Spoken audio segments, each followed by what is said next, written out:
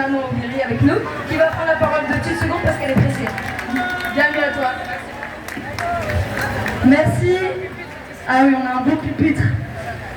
Bonjour à toutes et à tous. J'en profite d'être de passage ici à Marseille pour vous saluer et saluer la mobilisation de toutes celles et tous ceux qui, depuis de trop nombreux mois, n'ont jamais baissé la tête, jamais courbé les chines et toujours défendre l'honneur du peuple palestinien. Merci à vous de continuer à vous mobiliser quand nos dirigeants, eux, tournent la tête, pire, aggravent leur complicité. Et si j'ai un mot à vous dire, c'est un mot d'espoir. Et c'est difficile quand on bataille pour le peuple palestinien d'avoir de l'espoir.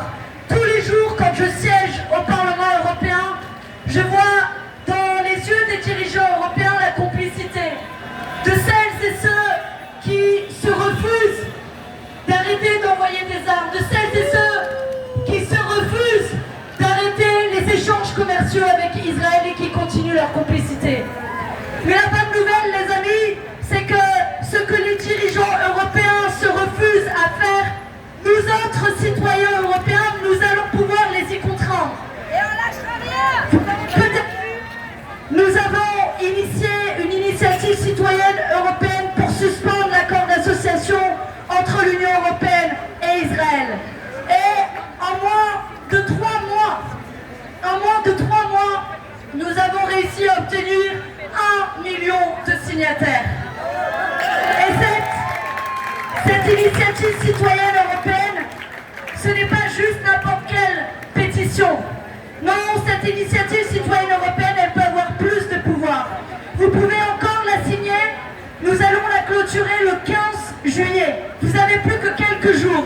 Nous avons déjà atteint le seuil. Mais plus nous serons nombreux, alors plus la pression sur la Commission européenne sera importante. Parce qu'une fois que nous aurons déposé cette initiative citoyenne européenne, la Commission européenne, donc les dirigeants européens, auront 6 mois pour répondre, 6 mois pour donner une suite.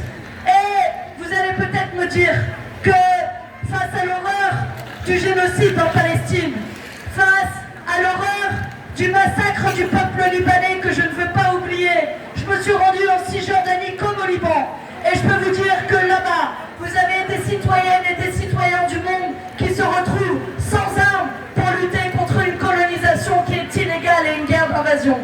Mais ce que je peux vous dire, c'est que oui, il n'y aura pas un jour, pas une semaine, pas un mois à perdre. Mais quand je vois la force de notre mobilisation ici à Marseille, partout en France, partout en Europe, alors je me dis qu'à la fin, il ne peut être d'autre issue que la liberté de la Palestine. Et comptez sur nous pour nous battre jusqu'à ce que le peuple palestinien soit libre une bonne fois pour toutes. Merci à vous de continuer à lutter, lâchez rien, on sera là et vous pouvez compter sur nous.